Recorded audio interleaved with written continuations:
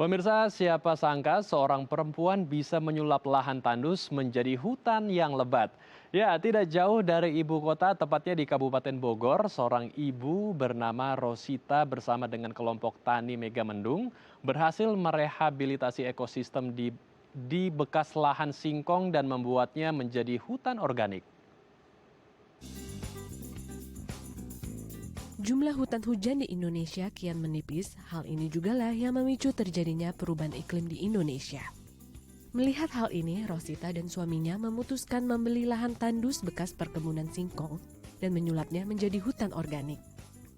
Bersama kelompok tani Megamendung, Rosita menghidupkan kembali lahan tandus dengan menerapkan mekanisme untuk mendorong jenis endemik yang menggunakan pohon perantara agar cepat tumbuh. Berkat kerja kerasnya, hingga saat ini Rosita telah berhasil mentransformasi lahan yang tidak terpakai tersebut menjadi hutan dengan 120 jenis pohon keras serta buah-buahan yang ia namakan hutan organik. Pembangunan hutan ini membutuhkan waktu hingga 4 tahun. Namun hasilnya sudah dapat dirasakan seperti berfungsinya kembali mata air dan munculnya mata air baru di wilayah sekitar hutan. Ya, pemirsa, setiap tanggal 22 April seperti hari ini diperingati sebagai Hari Bumi Sedunia. Dan di Hari Bumi ini kita akan berbincang tentang seorang sosok yang peduli dengan lingkungan yang mampu mengubah lahan tandus bekas perkebunan singkong menjadi hutan organik. Dan untuk membahasnya saat ini kami telah terhubung dengan Ibu Rosita selaku pendiri Hutan Organik Megamendung. Selamat pagi Bu Rosita, apa kabar Ibu? Selamat pagi, kabar baik. Baik, Ibu Rosita bisa diceritakan dari mana Ibu mendapat inspirasi dan seperti apa sih konsep Ibu sehingga bisa membuat lahan yang tandus menjadi hutan organik yang sangat lebat ini, Bu?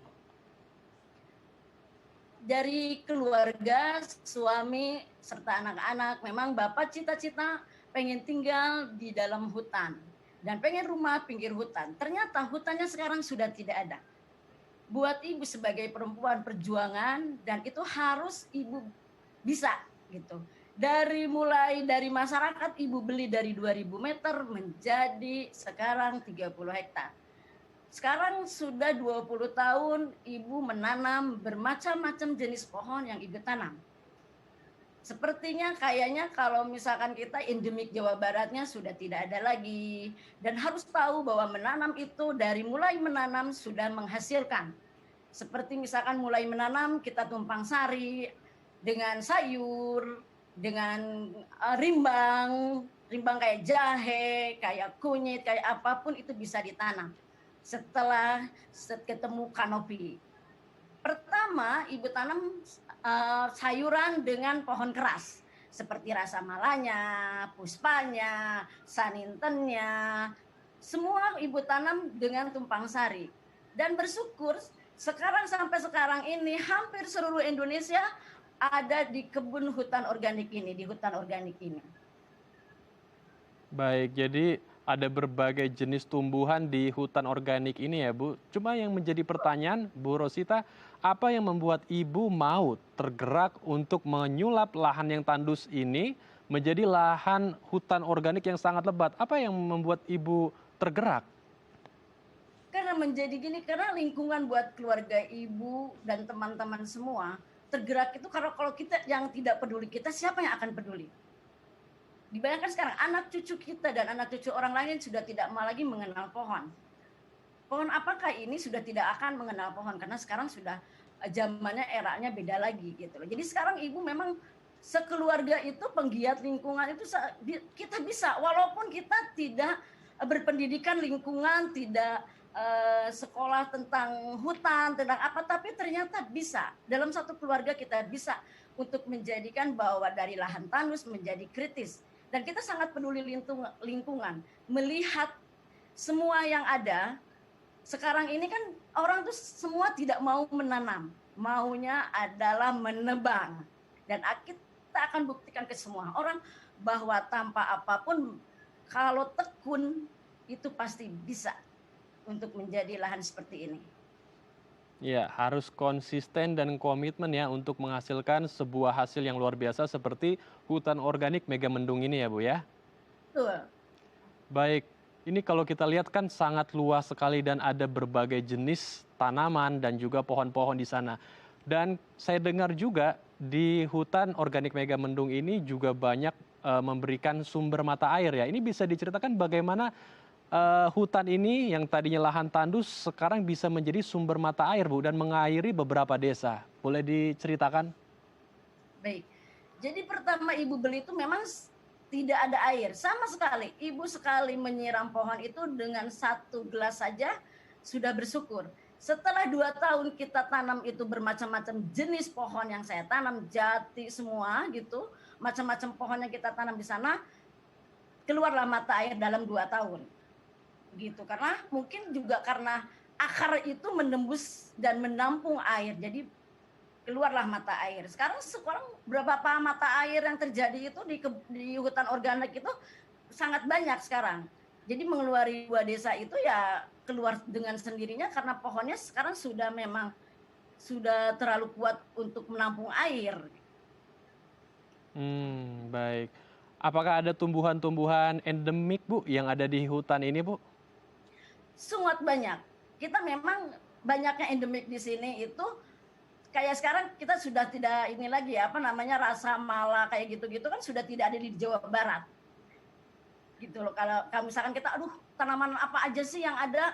Misalkan baobab yang sudah tidak ada lagi, yang orang tidak menanam lagi. Jadi sangat penting yang kita Jawa Barat itu apa sih yang sudah tidak ada lagi di Jawa Barat? Kita puspa, saninten gitu loh. Kalau misalkan dari Jawanya ya sono keling apa gitu semua dan hampir meranti seluruh Indonesia ada di kebun kami. Baik. Jadi ada beragam jenis tanaman dan pohon-pohon ya, Bu, ya di hutan organik ini. Nah, di hutan ini juga Ibu melarang adanya tempat pariwisata yang dibangun ya. Jadi ada larangan tidak boleh untuk tempat wisata di sini hanya untuk tempat belajar, tempat edukasi bagi generasi muda atau siapapun yang mau belajar tentang lingkungan dan juga alam, terutama tumbuh-tumbuhan dan jenis pohon-pohonnya. Nah, lalu siapa saja, Bu, yang sudah belajar dan apa impact atau dampaknya bagi orang-orang yang sudah belajar di tempat ini? Banyak sekali. Misalkan ada anak S1, S2, S3 IVB itu mengambil skripsi di tempat kami. Jadi kami sudah menghasilkan S1 8, S2, S3 di tempat kami dan semua orang yang datang itu hampir cuman hanya untuk datang itu belajar bersama kami. Sekolah, SMA, semua orang-orang parawisata itu bukan parawisata ke tempat kami. Kami bisa menerangkan ini loh pohon yang tidak ada lagi di sini di Indonesia. Misalkan di endemik di mana aja, di sini bisa ada. Ini semua orang datang tuh biasanya dari hampir seluruh sih datang ke tempat kami untuk belajar. Terus ibu bisa menerangkan tentang pohon, satu persatu ibu bisa terangkan. Ini loh ekonominya.